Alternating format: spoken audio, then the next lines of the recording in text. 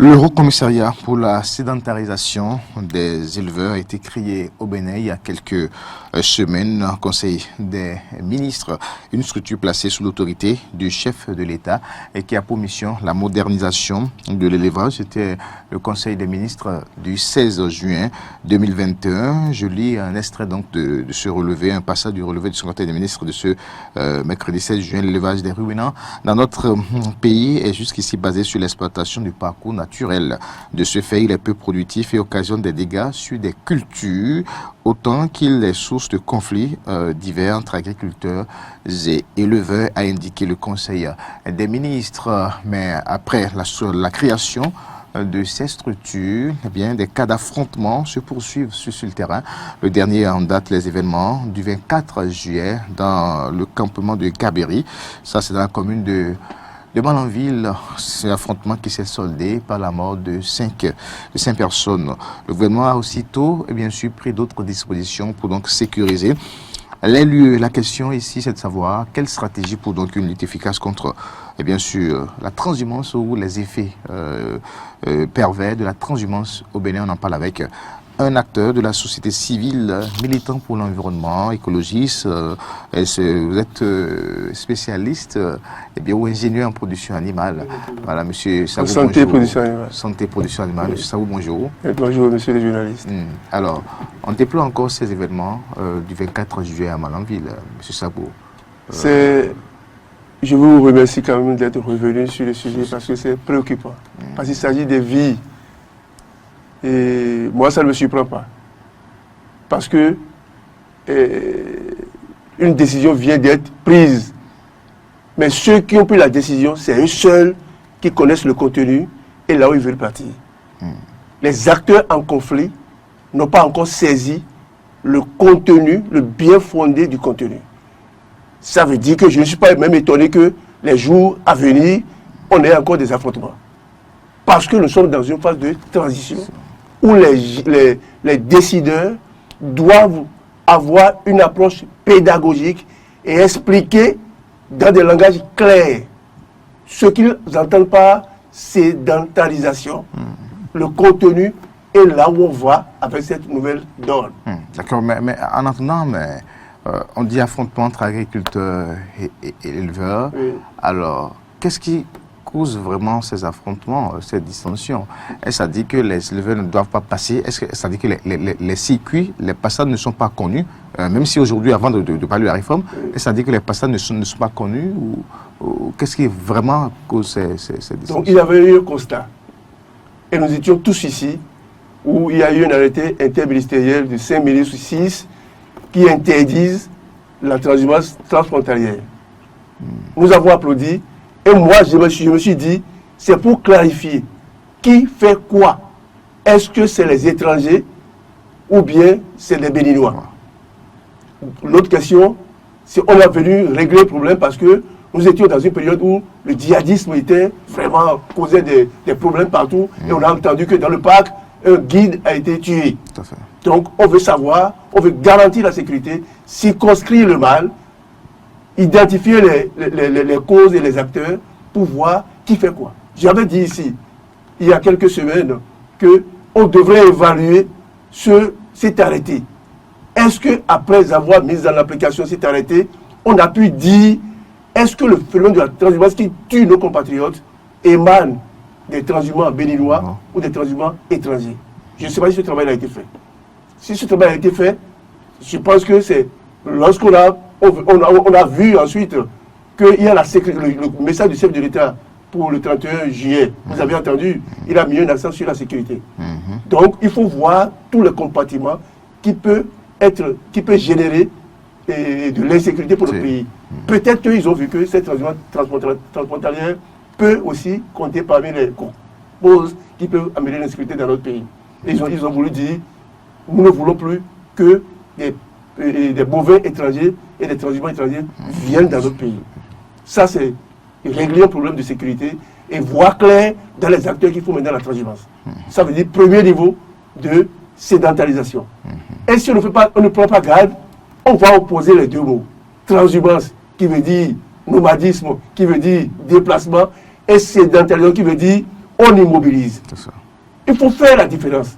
Moi, c'est le ministre de l'Intérieur qui a parlé et j'ai compris que nous ne voulons plus faire partie de la CEDEAO, des communautés internationales qui font et nous sommes ensemble, communauté. Non, on ne veut plus ça. La circulation des biens et des hommes.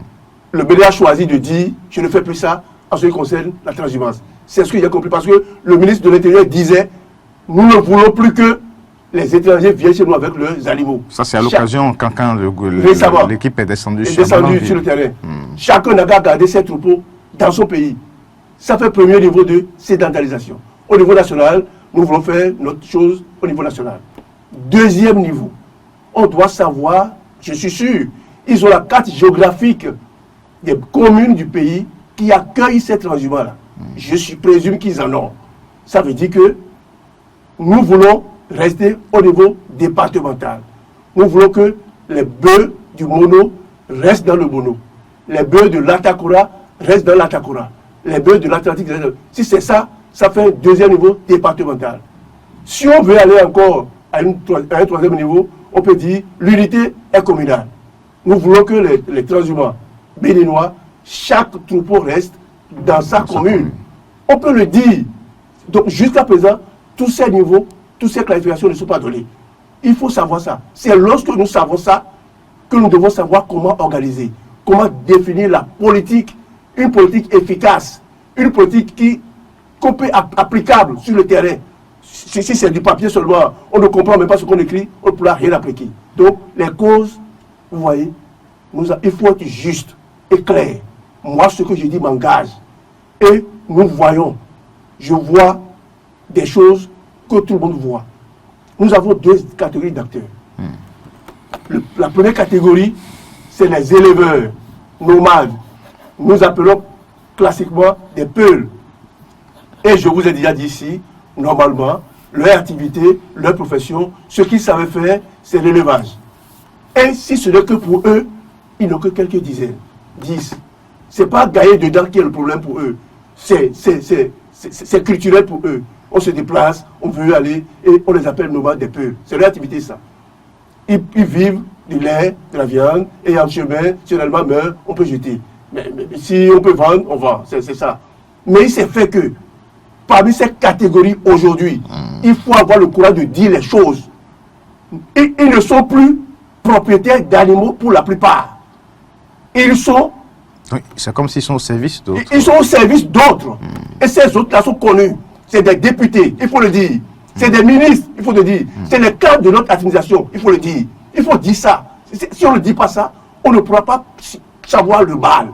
Et c'est ces gens-là qui se retrouvent à l'Assemblée nationale, dans l'administration publique, qui font des lois nouvelles pour réglementer la même activité. Ça ne marche pas. Donc, je prends le code. Donc ils sont propriétaires. C'est eux qui sont les propriétaires pour la plupart aujourd'hui. Si on doit dire vrai, on doit faire un travail sérieux, on doit savoir que, en principe, avant, le peuple n'a pas plus que quelques têtes de bovins. Et vous le voyez se déplacer. Aujourd'hui, il y a des milliers. Pourquoi vous pensez que ce sont les acteurs? Je connais des collègues qui sont au bureau. Je connais des amis qui sont au bureau et qui ont des bœufs qui confient à ces gens-là. Je connais, c'est-à-dire je connais ça. Moi, je connais ça. Alors, je connais ça. Donc, ce n'est pas les gens que vous voyez armés d'armes blanches ou d'armes de fusils. Ils sont aujourd'hui, pour la plupart, les propriétaires de ces animaux-là. Ils sont des travailleurs. Le code les a bien qualifiés. Le code en vigueur aujourd'hui qu'ils ont voté là, les a qualifiés de travailleurs. Ils sont recrutés. C'est dit ça. On a dit leur âge. Ils sont recrutés et ils sont munis et ils rendent compte. Le compte a dit qu'ils sont recrutés. On a dit leur âge. C'est des jeunes âgés de 30 ans et qui sont recrutés, qui sont au service d'autres. Ces autres-là sont où? On ne les voit jamais. Et on parle des gens qui s'affrontent. Ce n'est pas normal. Il faut identifier clairement. Je demande au haut commissaire que je connais. Et il a été conseiller technique de l'élevage sous le régime Boliaï. Donc on n'a pas choisi, on a bien choisi. Il a aussi de Peul. C'est bien, moi je le soutiens. Et nous devons tous le soutenir pour que cette tâche-là aboutisse bien. Donc le mal est profond. Je vous assure. Donc ce que nous voulons, qui s'entretuent sur le terrain, pour la plupart, ils ne sont pas propriétaires de ces animaux-là. Ils sont au service. Ils sont recrutés pour conduire les animaux. Et voilà ce. Et l'autre caractéristique de ces catégories, c'est qu'ils n'ont que des animaux. Leur vie, la prospérité de leur activité dépend d'autres acteurs. Ces peuples qui conduisent ces animaux-là, normalement, la sédentarisation les concerne plus. Parce que c'est des nomades.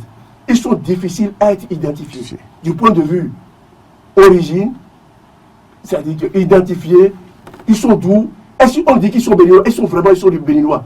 Ils sont difficiles à être identifiés du point de vue, au point où ils sont appelés à se déplacer d'une région à une autre de manière périodique. On ne sait pas exactement. Mais ils dépendent d'autres qui sont propriétaires de terre, qui sont propriétaires des ressources qui sont sur leur terre. Donc on peut facilement faire la sédentarisation. Attendez, ils ne se déplacent pas. On les connaît. Les cultivateurs, là. Parce que c'est des cultivateurs. On dit que c'est des cultivateurs. Ils ont quelques hectares seulement, des cultivateurs. On connaît leur commune, on connaît leur maison. Les maires les connaissent. Tout le monde les connaît. Mais les autres, là, ils sont difficiles à être identifiés. J'ai dit, c'est les caractéristiques, ça. Ceux qui sont difficiles à identifier ne sont pas très bien maîtrisables. Donc nous devons plus regarder de leur côté lorsque nous parlons de sédentarisation, lorsque nous parlons de sécurité. C'est ça. Et ensuite, ils n'ont que des animaux. Ils n'ont que leurs animaux. L'alimentation de leurs animaux, le breuvage, dépendent d'autres acteurs qui sont sédentaires, qui sont connus. Là, on doit voir, entre les deux catégories, à qui doit-on le plus parler? Qui doit-on le plus sensibiliser? Je conviens que les deux acteurs sont obligés de cohabiter parce qu'ils produisent de la nourriture pour les populations. Mais comment le faire vivre en harmonie pour le bien des autres, pour les consommateurs? C'est ça. Donc nous devons identifier tout et savoir où se trouve le problème. Est-ce que c'est l'éleveur qui est le problème? Est-ce que c'est le cultivateur qui est le problème? Parce que le cultivateur, lui, il est tranquille. Il est sur son terrain. Il a fait un compte d'exploitation. Il a fait des prêts à la CLCAM, d'institutions bancaires, pour cultiver le coton, pour cultiver le riz, pour cultiver l'IAB, pour cultiver le maïs. Et il est connu. L'autre, là, d'accueil des animaux. Voilà que ces animaux doivent manger et doivent s'abreuver. Il doit aller trouver ses nourritures et le breuvage là sur le territoire de l'autre. Mais c'est pas simple. C'est simple. Si on arrive à identifier ça, on doit savoir ce qu'on doit faire. C'est ça. Moi, je pense que c'est ça. Parce que lorsque je l'ai déjà dit ici, si tu fais du commerce, tu dois aller passer l'argent. Et lorsque tu passes l'argent pour faire commerce, c'est pour rentabiliser ton activité. C'est pas pour perdre, au point de perdre même ta vie. Ce n'est pas ça. Nous devons nous dire la vérité. Si moi je suis peul, je dois le dire. Mon frère, tu n'as que des animaux, mais tes animaux ont besoin de manger. Le manger là se trouve chez l'autre. Boire, l'eau se trouve chez l'autre. Comment nous devons faire pour rester ensemble?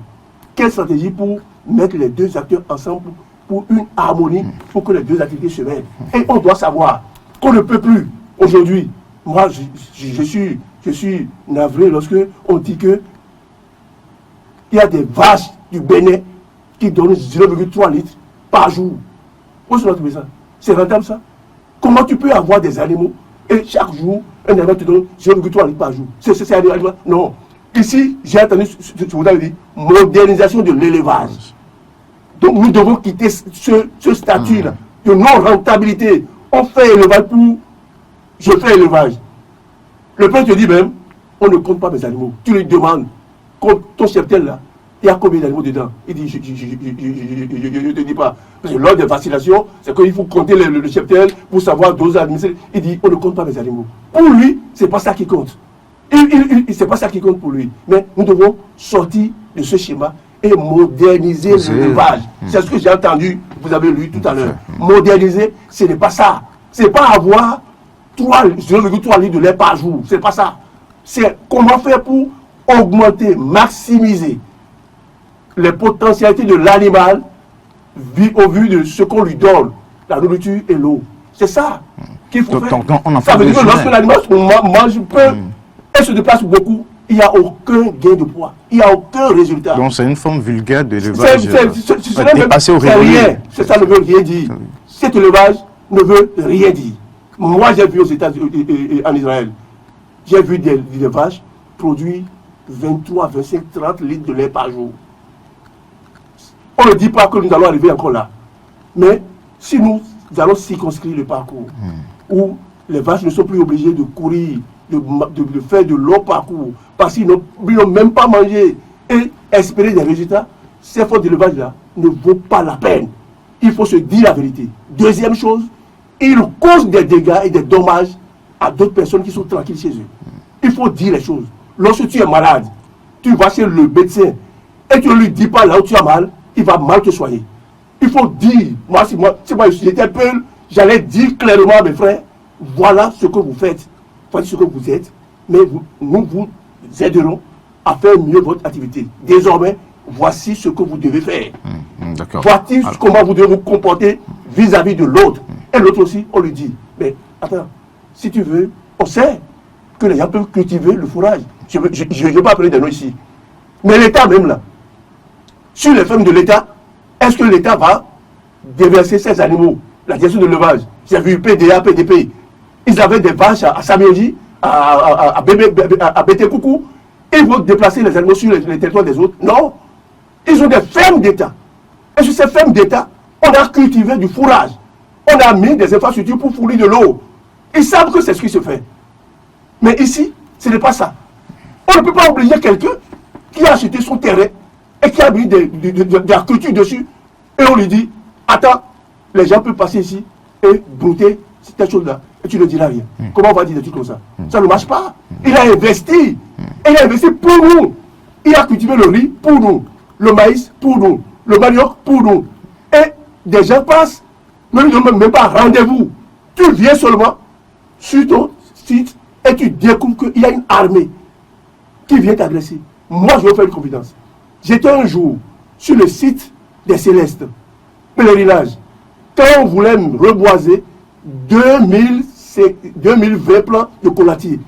On a mis les plants et le maire était là, le maire de Samekou était là. On lui a dit, ce que nous voulons de toi, c'est de sortir des arrêtés communaux pour régler un peu le problème de transhumance. On lui a dit à la cérémonie. Mais quelques jours après, on a vu plusieurs troupeaux débarquer dans l'espace de reboisement. Moi, j'ai dit, c'est quoi ça? Mais ils étaient armés. Tous les fidèles qui étaient là, ils les ont vus, ont fui. Personne ne peut résister à leur arrivée. C'est ça, ce que ça représente. Tout le monde sait que ce n'est pas bien. Si tu veux rentrer dans cet affrontement-là, tu vas perdre. Donc, on est obligé de fuir. Et tu quittes ton territoire et tu le laisses. Non. Moi, je pense que les gens, nous devons aider le chef de l'État. Nous devons aider le haut commissaire à identifier les vrais problèmes afin de trouver les vraies solutions aux problèmes que nous avons. Alors, mais est-ce que sinon, je vais vous dire, la tournée que j'ai vu faire, c'est des solutions épidermiques. C'est des réactions conjoncturelles. Ça ne donnera rien. On doit faire un diagnostic profond, sérieux, indépendant, transparent. C'est-à-dire qu'il sort le moi là. On doit enlever le moi. Faire un truc transparent. Sur la responsabilité de la situation d'abord. De la situation. Si on ne fait pas un diagnostic sérieux, mais inclusif, participatif, en mettant au centre les principaux acteurs. Si on ne fait pas ça, et on reste à Cotonou dans les bureaux pour élaborer une politique, une stratégie, ça ne marchera jamais. Parce que c'est eux seuls. Ils savent ce qui leur fait mal. Le leveur sait pourquoi il est obligé de faire déplacer ces animaux sur le territoire d'un autre. Il le sait. Mais on va l'écouter. On va l'écouter profondément, avec patience.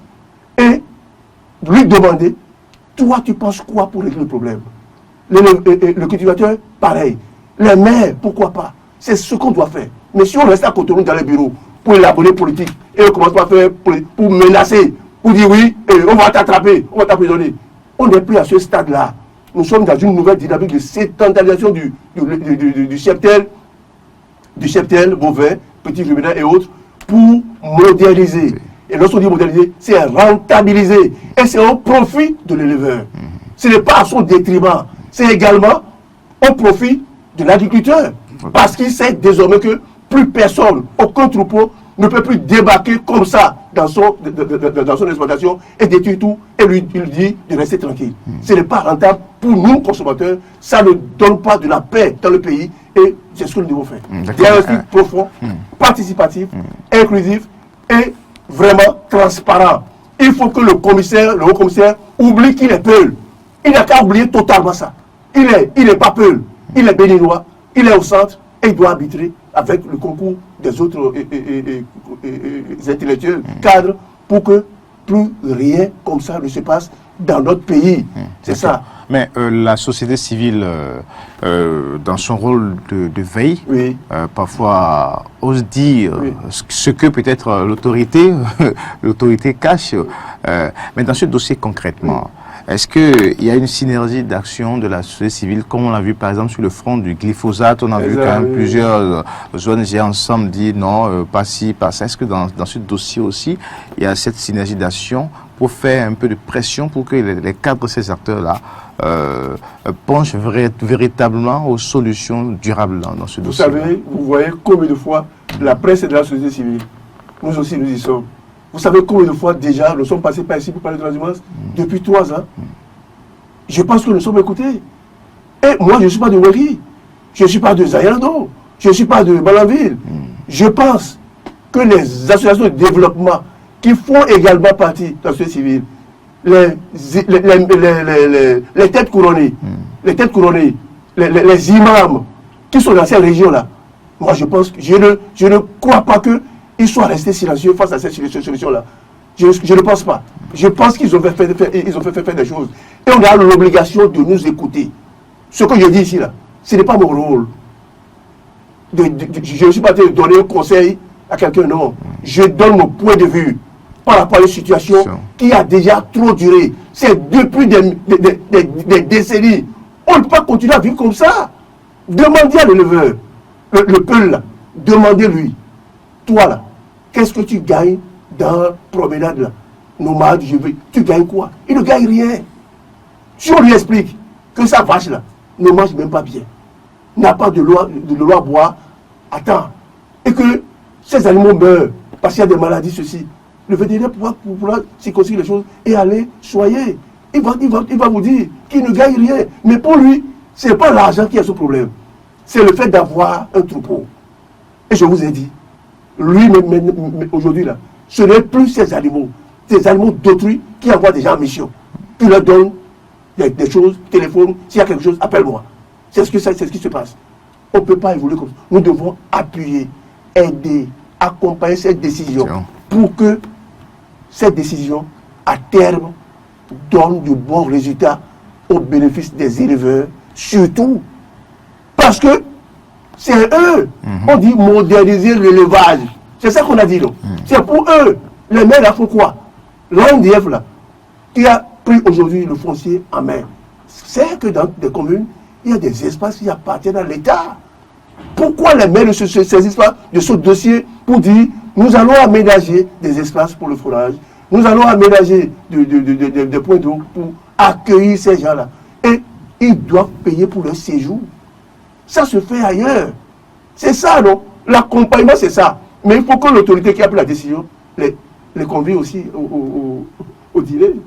Il faut qu'on les invite pour dire voici ce que vous pouvez faire dans la nouvelle décision que nous venons de prendre. Voici votre rôle. Voici ce que vous pouvez faire pour nous. Le déléguer. Parce qu'ils viennent dans un quartier. Ils viennent dans un arrondissement. Ils viennent dans une commune. Le préfet également. Ils doivent savoir que. Mais ce n'est pas comme avant. Où on passe chez le maire, on donne l'argent au maire pour dire j'ai le droit de détruire le bien des autres. Jamais. Il n'a plus ça. C'est comme ça se passait? Mais c'est comme ça, non? C'est comme ça, dans Lomé, la vallée de Lomé. Vous savez, je ne veux pas appeler vous connaissez des maires. Dans Sayando, c'est ça. On passe d'abord chez le maire, on donne l'argent au maire, et après, on dit on a le droit de détruire. Ce n'est pas ça. Pour ne plus faire ça, on doit finir avec ça. Et avoir une nouvelle approche. Moi, je veux savoir, maintenant, le haut commissaire, son cahier de charge. La politique, là, la nouvelle politique, il y a quoi dedans? Il faut qu'il vulgarise ça. Si nous avons ces documents, nous pouvons savoir comment les accompagner. Parce que ce n'est pas nous qui sommes à l'origine. Le président de la République a dit, je crée l'agence. Et généralement, vous savez, c'est malgré lui. C'est malgré lui. Parce que le MAEP est là depuis, oui ou non. Le MAEP est là depuis. Mais si le MAEP avait produit des résultats, avec une direction de l'élevage, bien sûr. Oui, on n'en serait pas là. C'est parce qu'il les a regardés. Ils font des missions. Ils ont l'argent. Et ce qui se passe sur le terrain après, là, c'est rien.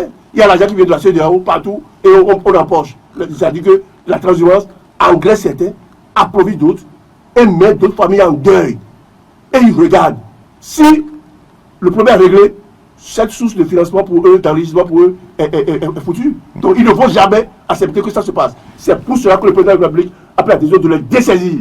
Il faut les dessaisir et amener ça à la présidence. Vous avez vu l'aspartage, non? Lorsqu'on fait l'aspartage, si on doit compter sur les ministères, conflit d'attribution, discussion par-ci par-là, et rien ne marchera. L'autre veut des résultats en 5 ans. Vous avez vu. Donc, moi, je crois que c'est malgré lui. On ne souhaite pas que tout soit transféré en agence. Mais là où il y a difficulté, on a donné les moyens aux gens de faire, ils n'ont pas fait.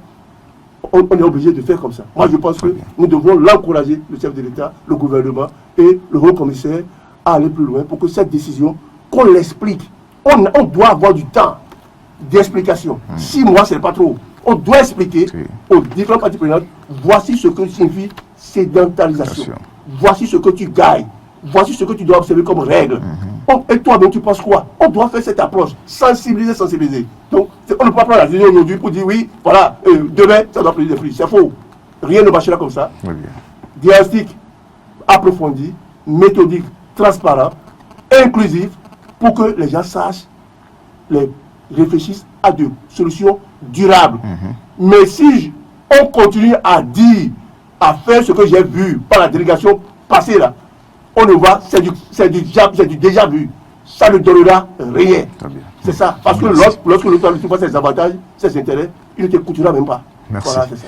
Merci Patrice Sagbo, écologiste militant pour l'environnement, pour vous et bien sûr les événements malheureux ou les conséquences de la transhumance avec des pertes en vie humaines et bien sûr risquent de continuer malgré la mise en application bien sûr du Haut Commissariat à l'élevage, du Haut Commissariat à la sédentarisation des éleveurs. Il faut redéfinir la politique et sensibiliser, vulgariser davantage par rapport donc au contenu de la mission de cette structure, impliquer les acteurs, surtout les vrais acteurs, vous l'avez dit, et surtout situer les responsabilités, aller au-delà de ce que nous voyons, puisque selon vous, eh bien certains cadres, certains acteurs politiques tapis dans l'ombre sont donc, et bien sûr dans cette activité également. Donc il faut une concertation, une large contestation entre l'État, les structures décentralisées et les vrais acteurs donc pour trouver de réelles solutions à cela. La modernisation, il faut donner un sens à cela, c'est de la rentabilité.